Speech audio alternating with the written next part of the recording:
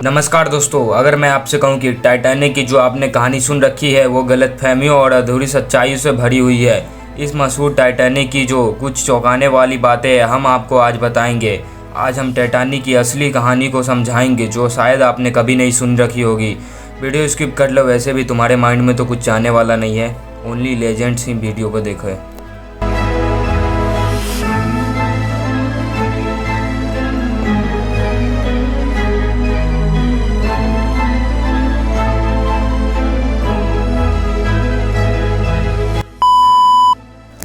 RMS Titanic अपने वक्त का सबसे बड़ा और शानदार शिप था। इसे अनसिंकेबल कहकर बुलाया गया था और इसकी पहली यात्रा में 2200 से ज़्यादा पैसेंजर मौजूद थे।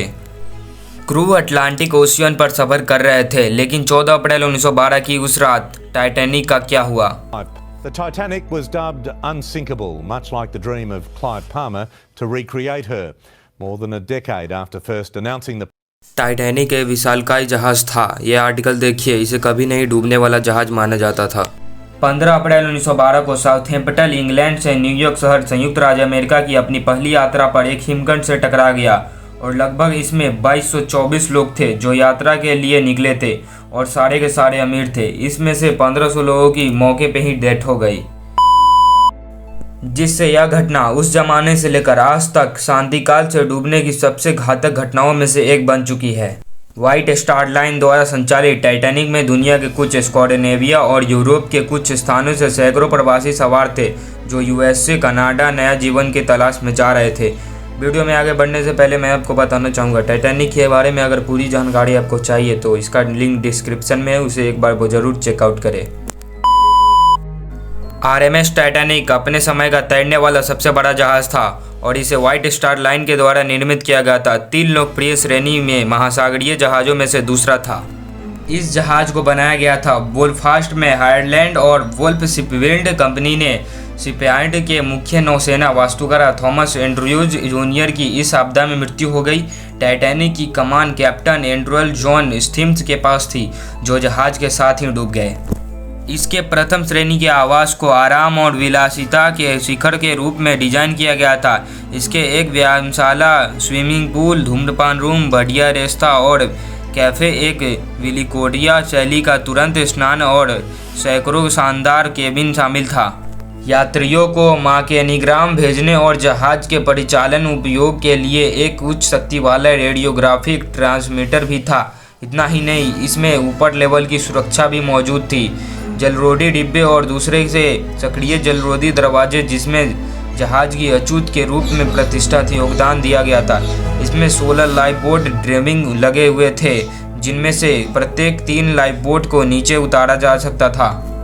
इसमें 48 लाइफ बोट को रखना था लेकिन 20 लाइफ बोट ही रखा गया और इसमें से भी 14 लाइफ बोट सामान्य थे, 2 कट्टर वाले थे, 4 ढल्ले वाले थे। जहाज के डूबते के दौरान लाइफ बोट को उतारना भी बहुत मुश्किल काम था। कुल मिलाकर देखा जाए तो 20 लाइफ बोट थे, मतलब कि 1178 लोग को संभाल सकती थी, जो कि जहाज के सवार यात्रियों की संख्या में आधा थी और जहाज की पूरी क्षमता पर ले जाने वाले यात्रियों की संख्या 1/3 थी। मतलब कि आप समझ सकते हैं कितनी लापरवाही की गई थी। ब्रिटिश बोर्ड ऑफ ट्रेड के नियमों के अनुसार 10,000 टन के जहाज के लिए 14 लाइफ बोट की आवश्यकता थी। टाइटैनिक की में आवश्यकता से 6 ज़्यादा लाइफ बोट थे। लाइफ बोट में 338 अधिक लोगों की जगह बना दी। जहाज जब डूबा तो उतारे गए जीवन रक्षण जहाज केवल 60% ही भरे हुए थे।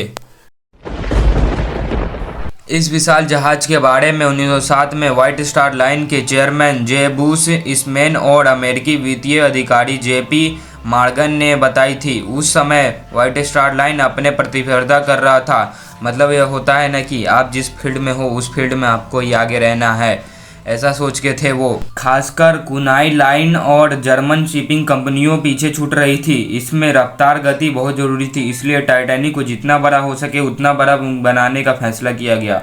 10 अप्रैल 1912 को टाइटैनिक ने साउथहैम्पटन से न्यूयॉर्क की ओर अपनी पहली, आखिरी और सबसे खौफनाक यात्रा शुरू की। ये जहाज अपने समय के सबसे बड़े और शानदार जहाज़ों में से एक था जिसकी लागत $1.5 मिलियन की थी। इसकी आज के समय में देखा जाए तो $66 मिलियन बनेगा। मतलब समझ रहे हैं आप, कंपनी का तो दिवालिया निकल गया होगा। मैं टाइटैनिक की पूरी डिटेल्स स्क्रीन पर दे देता हूँ, आप स्क्रीनशॉट ले सकते हैं, क्योंकि आप पूरा यूट्यूब छान मार लीजिए लेकिन आपको इसकी पूरी डिटेल्स नहीं मिलेगी कहीं पे भी।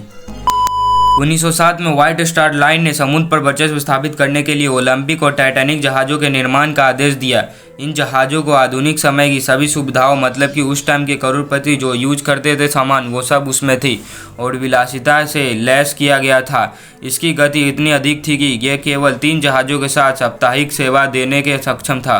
31 मार्च 1909 को टाइटैनिक को बनाने का काम शुरू कर दिया गया था और इसे बनाने का काम हायरलैंड एंड वुल्फ शिपयार्ड ने किया था। इस शिपयार्ड का व्हाइट स्टार लाइन के साथ 1867 से पुराना संबंध था। खासकर बात यह थी कि इन जहाज़ों को डिजाइन में ज़्यादा खर्च नहीं किया गया था। जहाज़ों पर जो भी खर्चा जरूरी था वही किया गया था। साथ ही 5% का प्रॉफिट मार्जिन भी जोड़ा गया।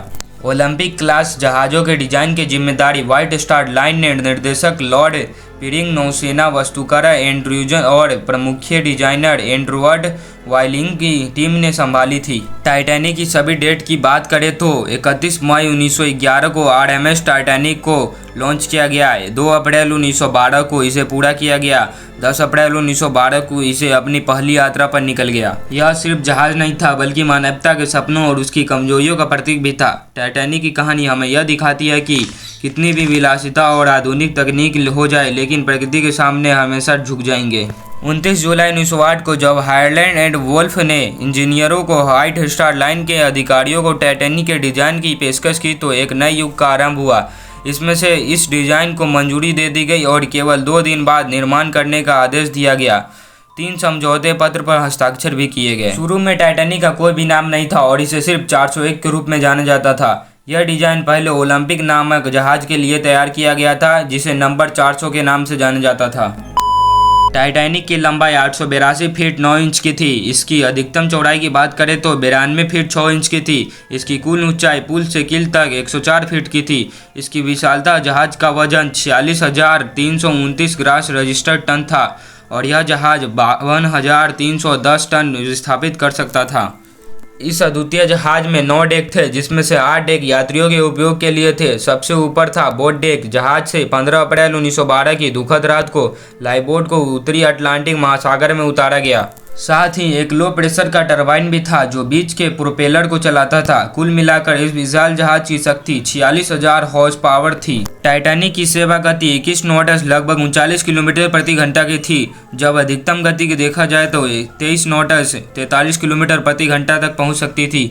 यह विशाल जहाज 2453 यात्रियों को 874 चालक दल के सदस्यों को ले जा सकता था। तो दोस्तों, वीडियो को ज़्यादा लंबा नहीं करते हुए वीडियो के यहीं के ख़त्म करते हैं। इसका पार्ट 2 भी बहुत जल्द आएगा और इसमें उसके बारे में और बहुत कुछ जानने की कोशिश करेंगे। अगर आपको ऐसे ही किसी टॉपिक पर डीप जानकारी चाहिए हो तो सब्सक्राइब कर लीजिएगा हमारे चैनल को। मिलते हैं किसी और वीडियो में किसी और अनसुने कहानी के साथ।